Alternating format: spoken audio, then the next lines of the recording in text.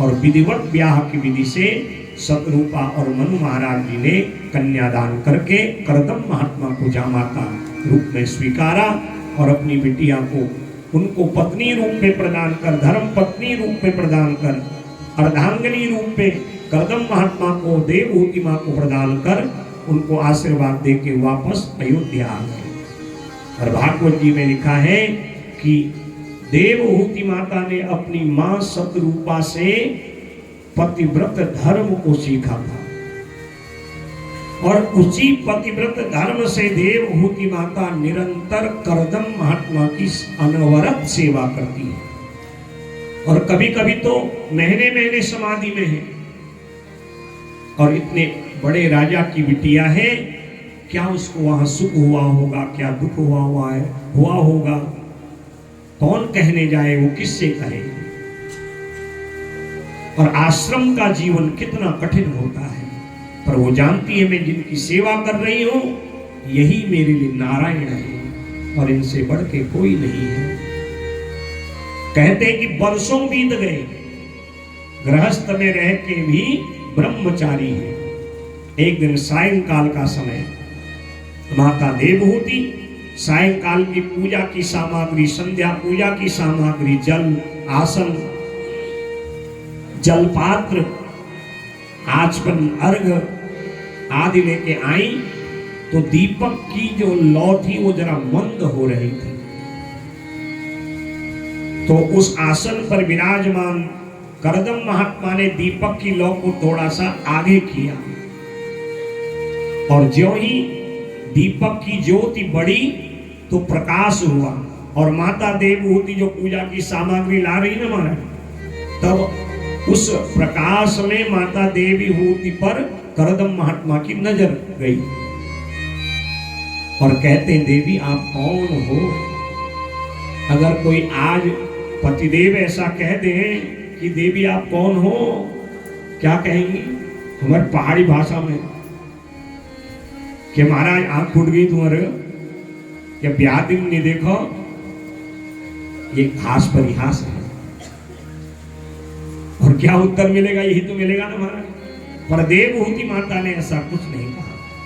देवहूति माता हाथ जोड़ के खड़ी है और वर्षों के बाद इतने मीठे वचन जो सुने पति के, कहा महाराज आप भूल गए शायद, वर्षों पूर्व मेरे पिता स्वयं मनु मेरी मां सतरूपा ने आपको अर्धांगिनी रूप में, धर्म पत्नी के रूप में मुझे प्रदान किया था। ऐसा सुन के करदम महात्मा भाव विभोर हो गए। इतने वर्षों से सेवा और कितना सुख कितना दुख हुआ होगा किसी को व्यक्त तक नहीं किया। देवी आपने, धन्य है आप, धन्य आपकी सेवा, धन्य आपके संस्कार। इतने भाव विभोर हुए, नेत्रों से जल बरसने लगा। और वो करदम महात्मा कोई साधारण योगी नहीं थे, साधारण पुरुष नहीं थे, सिद्ध योगी थे। अष्ट सिद्धि नवनिधियां जिनकी सेवा में लगी हैं और कभी उनका लाभ नहीं लिया। और वो नेत्र का जल जमीन पर गिरा तो एक सरोवर बन गया। आस्ते स्मस्मिन्दु सरसी तव कालम प्रतिपालयन् तद वै बिंदु सरो नाम सरस्वत्या परिप्लुतम्। और उनके नेत्र के जल से जो सरोवर बना उसी का नाम है बिंदु सरोवर। और पकड़ा अपनी देवहूति पत्नी का हाथ और कहा प्रिय चलिए आपके समस्त संकल्पों को हम पूर्ण करते हैं। और उस बिंदु सरोवर में लगाई डुबकी। अब जब बाहर निकले हैं दोनों 16-18 वर्ष के जैसे राजकुमार और राजकुमारी होते हैं। और आज अष्ट सिद्धि ने नवनिधियों से कहा मेरी सेवा की बड़ी तुम्हें लालसा थी ना, तो आज हमारी प्रियतमा देवहूति के निमित्त समस्त उनके संकल्पों को पूर्ण करने के लिए विमान प्रकट करो। प्रियायाः प्रेमविच्छिन्न करदमो योगमास्थितः विमानं कामगं क्षत्तस्तैर्वा विरचीकरत्। और उसी समय एक विमान प्रकट हो गया और इस विमान का नाम है कामग।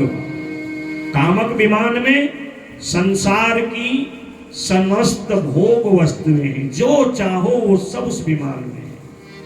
और हाथ पकड़ा है मां देवहूति का, उस विमान में बैठा है।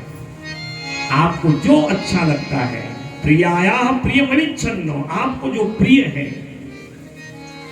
और मां देवहूति आज जब 16 श्रृंगार करके सज-धज के उस विमान में करदम महाराज जी के साथ बैठी, तो निर्देश दिया करदम महात्मा ने। और वो विमान कैसा है? जो बिना ड्राइवर के है। पहले तो लोग कल्पना समझते थे ना, कल्पना नहीं, आज भी ऐसे फाइटर प्लेन चल गए हैं, टेक्नोलॉजी अब पहुंच गई है। और हमारे शास्त्रों की टेक्नोलॉजी, बिना ड्राइवर के चालक का विमान आज भी है ना, फाइटर प्लेन जो बिना चालक के चल रहे हैं, बिना पायलट के चल रहे हैं, केवल कंप्यूटर से उनको कंट्रोल किया जा रहा है।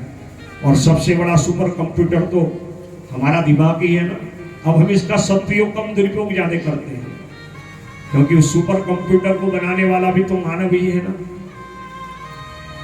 तो सबसे बड़ा सुपर कंप्यूटर तो ये है, बस ये है कि मन को एकाग्र करके ध्यान करोगे तो सृष्टि में अच्छा निर्माण होगा। और इसी बुद्धि का दुरुपयोग करोगे, निर्माण की जगह विनाश होगा।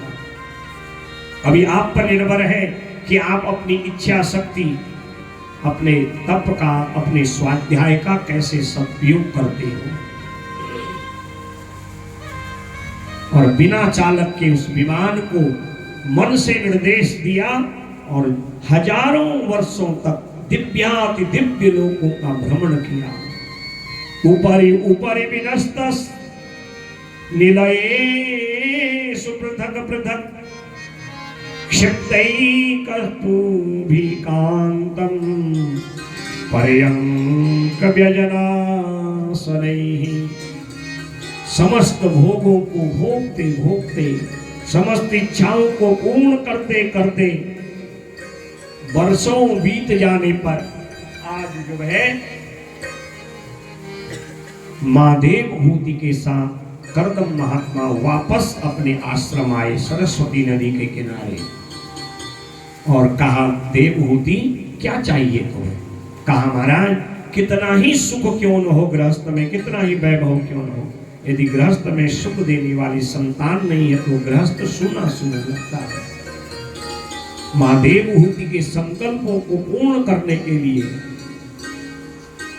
संकल्प किया और 9 वर्ष में इनके घर में करदम महात्मा के तेज से देवहूति के गर्भ से 9 कन्याओं का जन्म हुआ। सुखदेव कहते हैं, राजा परीक्षित, विदुर कहते हैं, मैत्रेय जी कहते हैं, विदुर जी ये 9 कन्या नहीं बल्कि भगवान की नवधा भक्ति हो।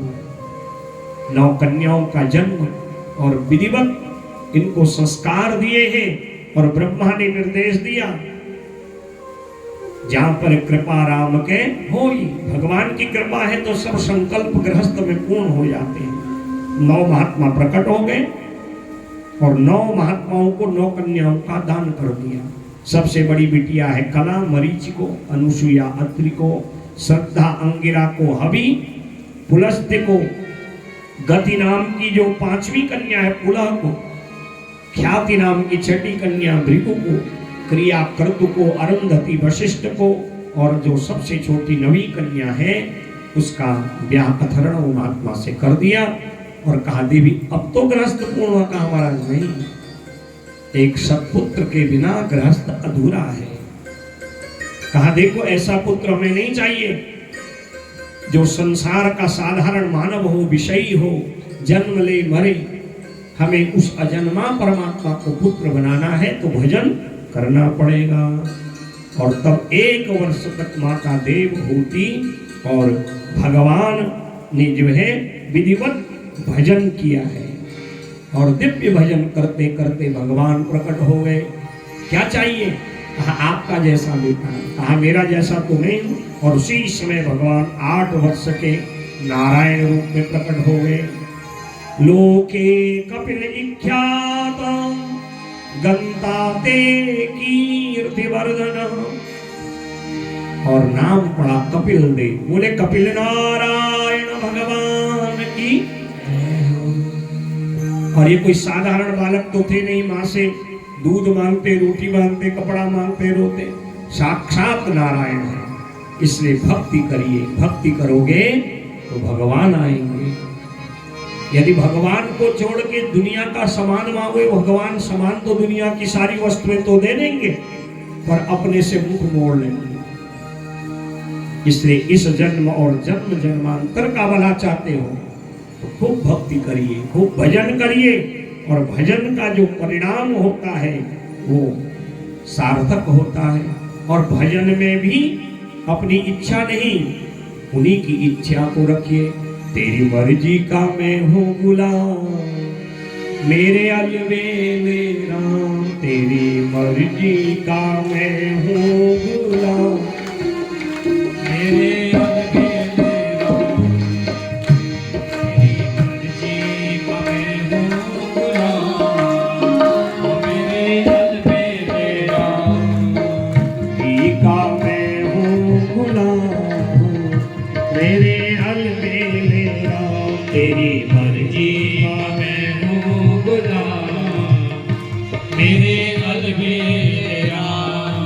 अलबेले राम, मेरे अलबेले राम।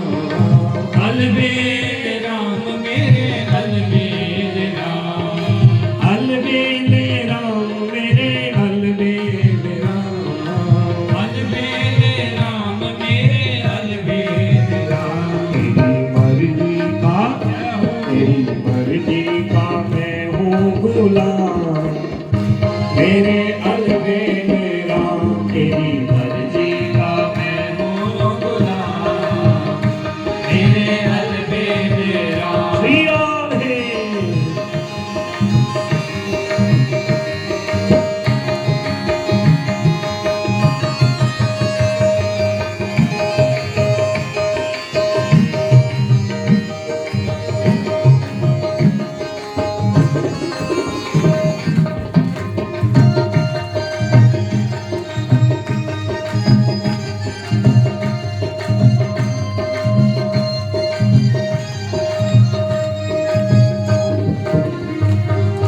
जो भी करा लो मैं तुम पर निछावर। जो भी करा लो मैं तुम पर निछावर।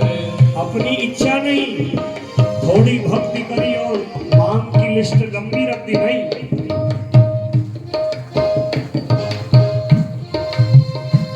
अपनी इच्छा नहीं, हर इच्छा भावी बलवाना। जो आप कराएंगे वही जो है मेरे लिए प्रसाद है।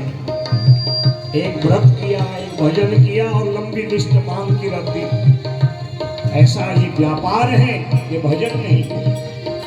जो भी करा लो मैं तुम पर निछावर। जो भी करा लो मैं तुम पर निछावर। जो भी करा लो मैं तुम पर निछावर। जो भी करा लो मैं तुम पर निछावर। दौलत है, तेरी दौलत है सब तेरे नाम, मेरे अलबेले राम। मेरी दौलत है सब तेरे नाम, मेरे अलबेले राम। मेरी दौलत है सब तेरे नाम, मेरे अलबेले राम। मेरे दौलत है सब तेरे नाम, मेरे अलबेले राम।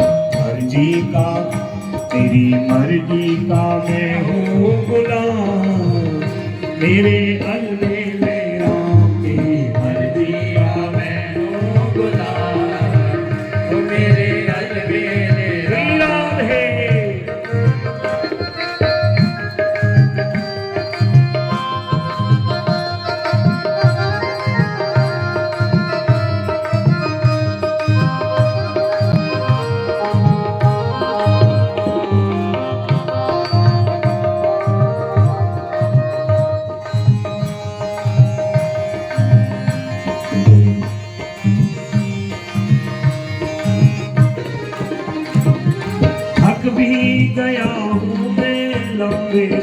सफर से, थक भी गया हूँ मैं लंबे सफर से, थक भी गया हूँ मैं लंबे सफर से, थक भी गया हूँ मैं लंबे सफर से।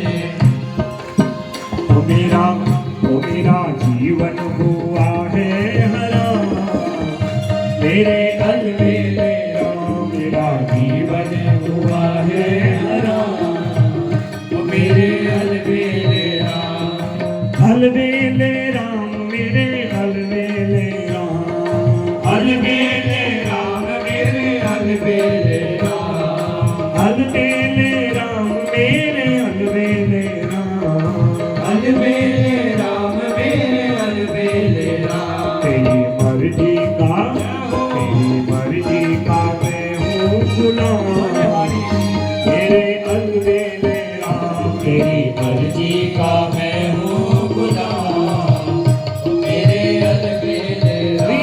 है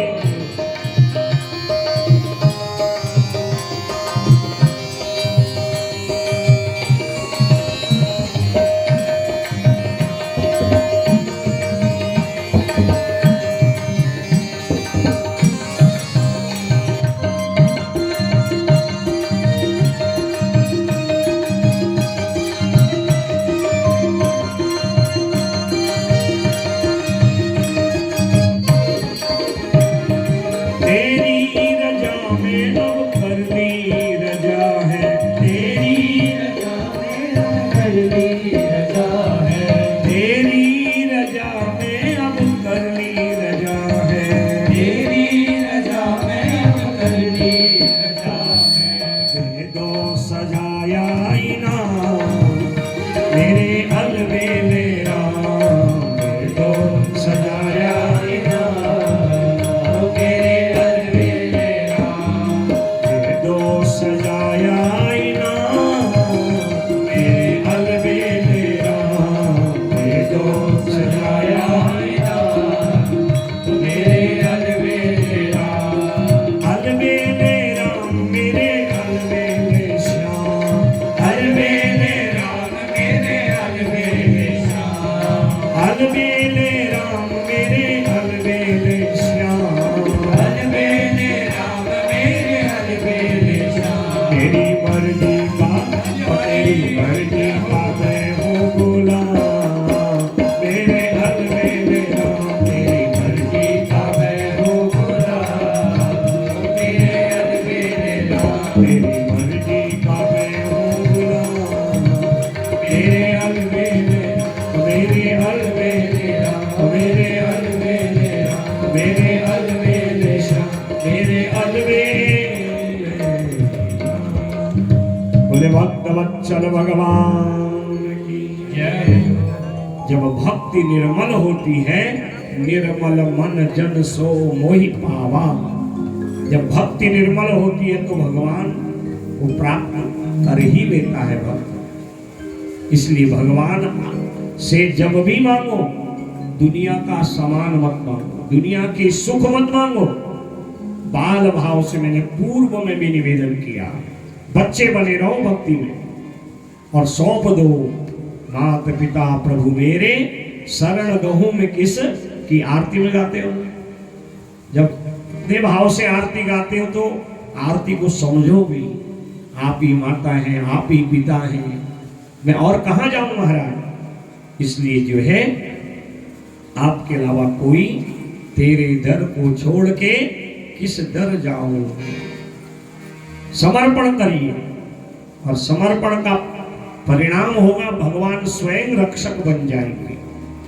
रक्षा मक्षाम अपेक्षते, नारद भक्ति सूत्र में एक सूत्र है कि भगवान रक्षक तो है, अपेक्षा करते हैं भक्त मेरी ओर बढ़े तो सही। तू आए पग एक, मैं आऊं पग 60।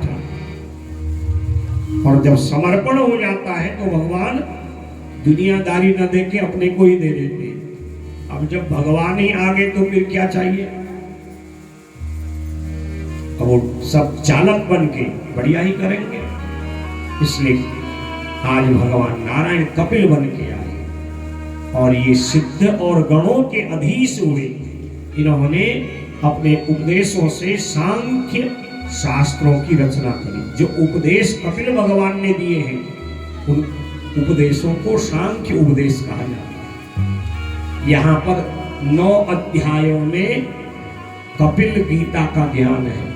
अब इन कपिल गीता के 9 अध्याय की कथा सुनाने में सप्ताह दिन चाहिए, इसलिए सूत्रात्मक विधि से कथा को आगे बढ़ाएंगे।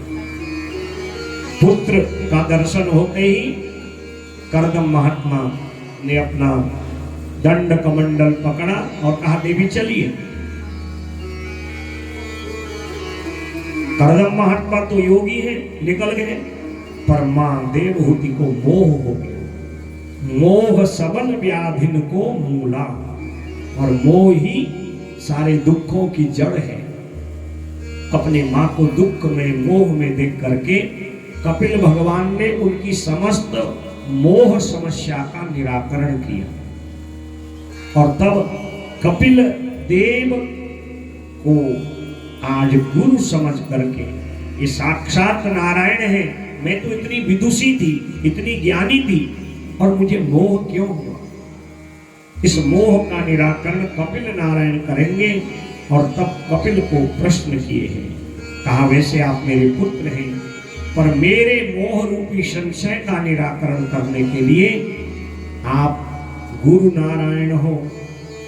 और उस समय मां देवहूति ने गुरु स्वरूप में कपिल भगवान की स्तुति करी। तम त्वागताहं शरणं शरेण्यं स्वभृत्य संसार तरोः कुठारं जिज्ञासयाहं प्रकृते पुरुषस्य नामानि सर्वधर्म विदां वरिष्ठं नमामि सद्धर्म विदां वरिष्ठं। आज मैं पुत्र रूप में नहीं, नारायण रूप में हे कपिल तुम्हें प्रणाम करके प्रश्न करती हूँ।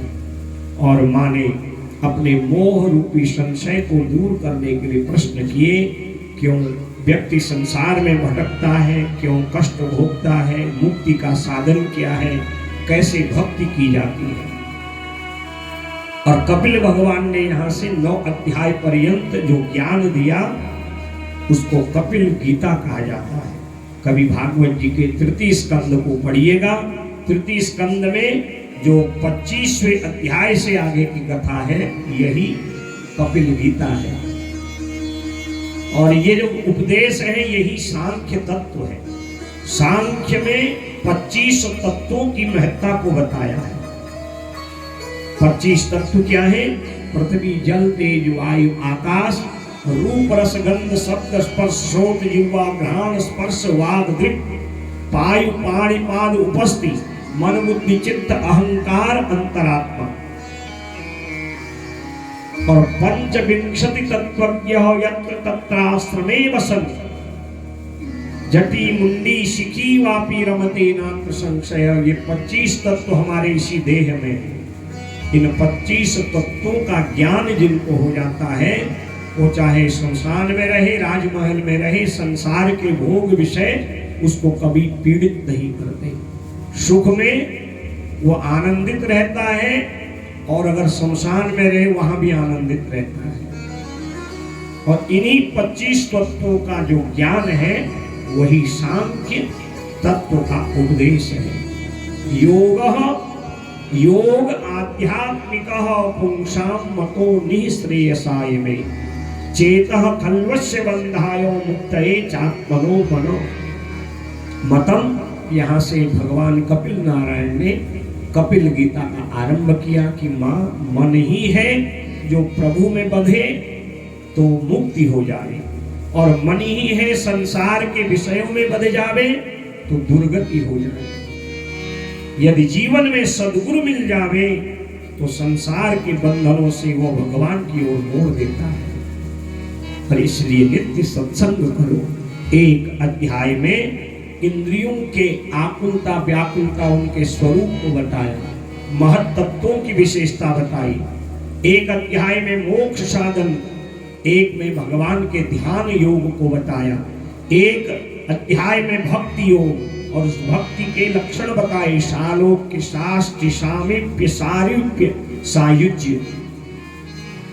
और एक अध्याय में बताया जब मनुष्य सत्कर्म मानव देह में आके नहीं करता तो फिर उसको नरक जाना पड़ता है। और नरक से आया जीव जब 9 माह तक कहीं पुण्य से मां के गर्भ में आ गया, बड़ा क्लेश होता है। एक अध्याय में गर्भस्थ जीव की दुर्गति को बताया है और फिर कैसे वो मुक्त होने के लिए भगवान के जो भजन और उनके स्वरूप का चिंतन करता है।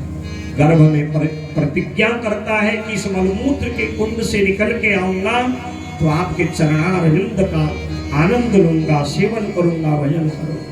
पर संसार में आते ही भगवान तो नहीं, भगवान की माया में आसक्त हो जाता है और गर्भ में की प्रतिज्ञा का त्याग करने के कारण दुर्गति को प्राप्त कर लेता है। इसलिए हे मां, सबसे सरल है मेरी भक्ति। जो भक्ति मार्ग का आश्रय लेते हैं संसार के बंधनों से मुक्त हो जाते हैं।